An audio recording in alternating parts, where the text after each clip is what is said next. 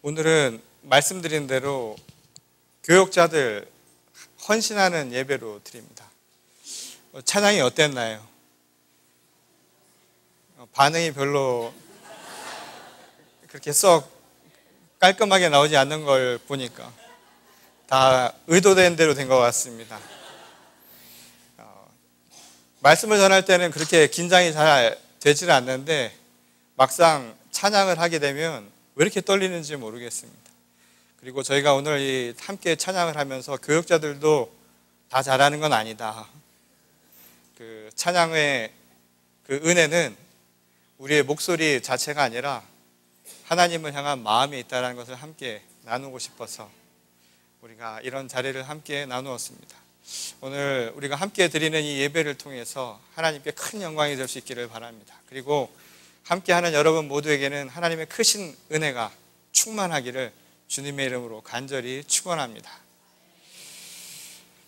항상 들어도 정겨운 우리말 가운데 가족 그리고 식구라는 단어가 있죠. 보통 우리는 가족과 식구를 섞어서 혼용해서 사용하는 경향이 있는데 사실 이 말 자체는 약간의 차이가 있다고 합니다. 그런데 가족이라고 하는 말은 집합적인 단위를 사용할 때 그때 쓰는 말이고, 식구는 집합이라기보다는 집합적 단위가 아닌 개별 성원들을 일컬을 때 보통 식구라고 하는 말을 사용한다고 합니다. 그래서 우리가 가족이 흩어져 있으면 보통 이산 식구라고 안 하고 이산 가족이라고 하는 것도 그 집합적인 가족의 의미를 더 강조하고 있기 때문이라고 말할 수 있다는 거죠. 반대로 새로운 사람이 가족에 생기게 되면, 새로운 아이가 출생을 한다든가 또는 새로운 사람이 시집을 와서 우리 가족이 되는 순간 많은 사람들이 그렇게 이야기를 하죠. 새 식구가 생겼다라고 이야기를 합니다. 그 까닭은 식구라고 하는 이 말 가운데 한 명 한 명이라고 하는 그 성원의 의미가 더 강하기 때문이라는 거죠. 그런데 전통적으로 보면 우리 한국 사회는 말이죠, 유교적인 영향들을 많이 받아서 그런지 가족이라고 하는 것을 더 중요시 여기는 경향이 많습니다. 그래서 가족이라고 하는 것도 포괄적인 의미의 가족이라기보다는 혈통을 중심으로 이 경계를 정해놓은 이 가족의 성향이 또 가족에 대한 중요성이 크게 강조가 되고 있는 것을 보게 되는데요. 그래서 그 혈연 중심의 이 가족 관계가 강조되다 보니까 그 유대라고 하는 것, 그 안에서의 유대 관계도 다른 어떤 집단보다 아주 강하다는 것을 보게 됩니다. 그러다 보니 우리 한국 사회에서 강조하는 대개 윤리 개념도 이 가족과 관련된 것들이 많죠. 가장 기본적으로는 부모에 대한 효를 다하고, 또한 부모가 자식을 자애롭게 그리고 사랑으로 그리고 정성으로 키우는 것, 이것은 아주 기본적인 우리가 세상을 살아가는 인간의 기본 본성이라고 그렇게 가르쳐 왔다는 겁니다. 또 형제라고 하는 것들이 굉장히 중요하죠. 형제 간의 동기 간의 우애라고 하는 것이 매우 강조되어 왔다는 겁니다. 그래서 이러한 기본적인 윤리, 이 덕목, 이 가치들을 제대로 지키지 않으면 한국 사회에서는 인성이 아직 제대로 갖춰지지 않았다라고 생각을 했습니다. 쉽게 얘기하면 아직 사람이 덜 됐다 이거죠. 사람이 덜 됐으니 세상을 살아가는 기본적인 준비가 안 됐다라고 하는 것이 우리 사회의 일반적인 보편적인 생각이었다는 겁니다. 그래서 이게 얼마나 심하냐 하면 세상을 살아가면서 규율이라고 하는 사회적인 법, 사회적인 제도보다도 오히려 더 중요한 것으로 여겨지는 것이 우리 한국 사회의 특징이라는 겁니다. 법을 지키는 것보다 우선되어야 하는 게 뭡니까? 사람이 먼저 되는 겁니다. 사람 구실을 제대로 해야 인정받는 게 우리의 전통적인 가치관이었다는 거죠. 그래서 그보다 더 큰 사회에 대해서도 예컨대 왕을 대할 때도 아버지처럼 대하라 하고 스승을 대할 때도 마치 부모를 대하라고 가르친 것은 이러한 가족 중심의 가치관이 얼마나 강한가라고 하는 것을 반증하는 그 일례라고 이야기할 수 있다는 겁니다. 근데 이 혈연이라고 하는, 그래서 이 혈연 중심의 가족 개념을 매우 중요시 여기는 것은 다만 이 한국 사회의 모습만이 아니었습니다. 이 사실은 오늘 우리가 본문 가운데 읽은 것처럼 유대 사회의 전통적인 가족 개념도 이와 아주 비슷하다는 것을 보게 됩니다. 오늘 본문에 따르면 이 상황이 잘 나타내지고 있는데, 예수께서 이 예수님의 어머니, 그의 어머니와 형제들이 이 찾아왔을 때 그들을 대하는 아주 냉랭한 모습들을 보게 되죠. 마치 자신의 혈육을 부정하는 듯한 그런 상황들을 오늘 본문 말씀에 보여주고 있습니다. 그리고 이것을 통해서 가족에 대한 개념을 우리에게 다시 한번 상기시켜 주시죠. 그런데 오늘 이 말씀은요, 어떤 의미에서 예수께서 가족을 부정하는 것, 그래서 혈육의 정, 인간의 관계, 우리가 기본적인 인간의 본성이라고 할 수 있는 인간의 도덕적인 가치가 아무 의미가 없느냐, 그런 의미가 아니라는 것을 알게 됩니다. 실제로 오늘 본 말씀을 보다 더 정확하게 이해를 하려면 오늘 본문의 앞장과 앞절에 나와 있는 내용들을 이해할 필요가 있습니다. 이 사실 오늘 본문의 앞장에 보게 되면 예수께서 행하신 일련의 행위들을 보게 됩니다. 그 상황은 무엇이었냐면 유대 율법을 부정하는 듯한 행위들을 하셨다라는 겁니다. 그것은 유대 율법 또는 유대의 정결법, 특별히 안식일법으로 당시 유대의 전통의 가장 핵심적인 가치관, 규범이라고 하는 것들을 어기고 안식일에 회당에 가서 병자를 고치거나 또는 미리삭을 잘라서 굶주린 자들을 먹이는 그런 모습들을 보여주셨다는 거죠. 근데 이것은 당시 유대 율법을 중심으로 하던 성전 세력들, 이들은 당시의 종교 지도자일 뿐만 아니라 당시 유대 사회의 지배적인 지도적인 역할을 하고 있었던 기득 세력들이었습니다.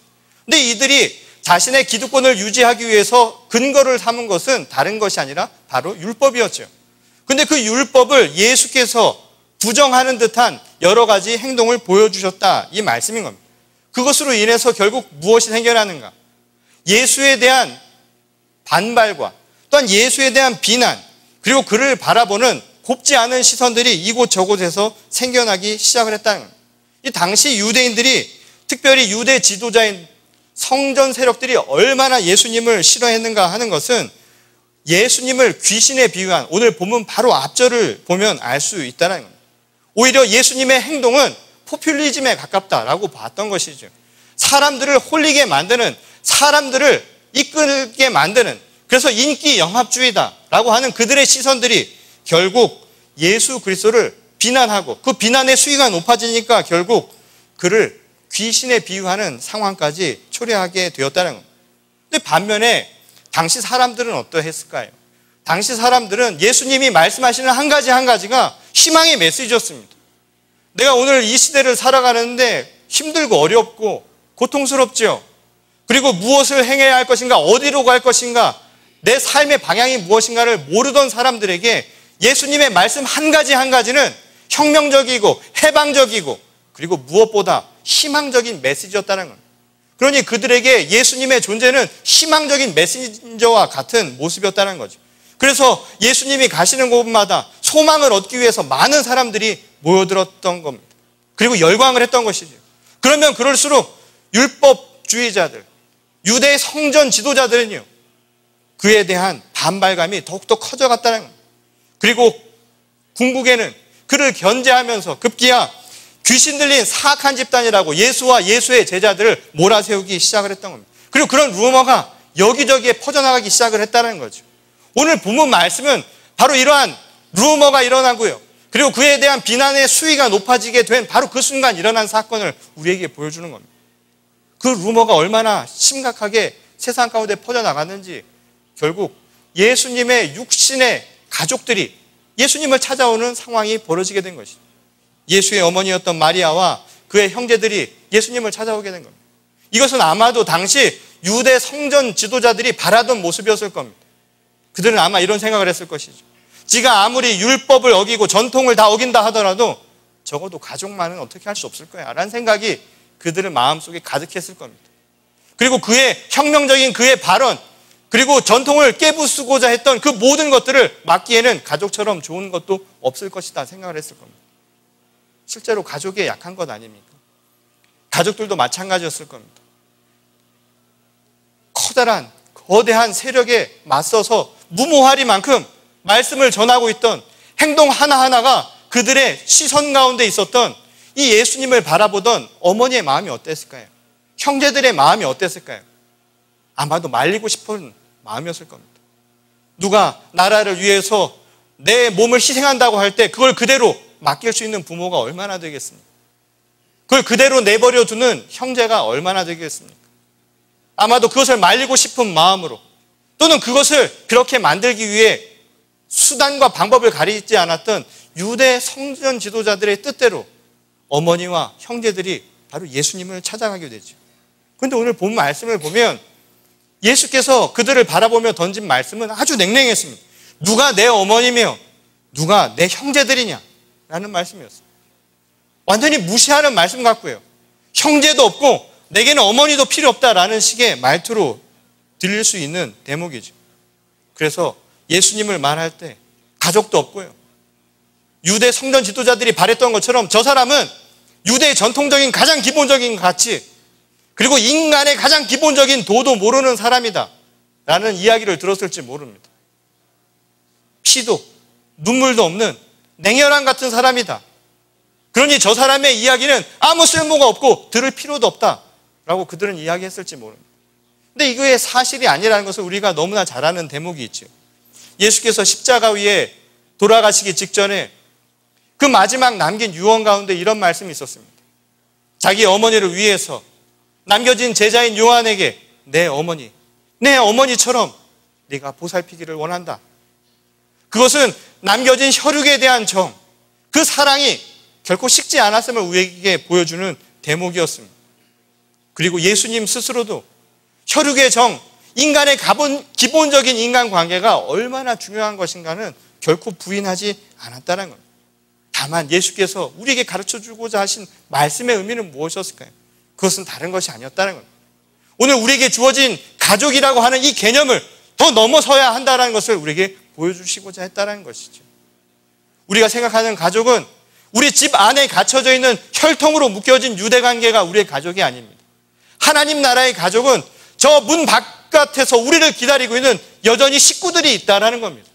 함께 나누어야 할 식구들, 그 세 식구들을 함께 맞이해서 하나님 나라의 새로운 가족을 이루는 것, 이것이 바로 우리가 앞으로 꿈꾸어야 할 가족의 모습이다라는 신개념을 우리에게 가르쳐 주신 것이죠.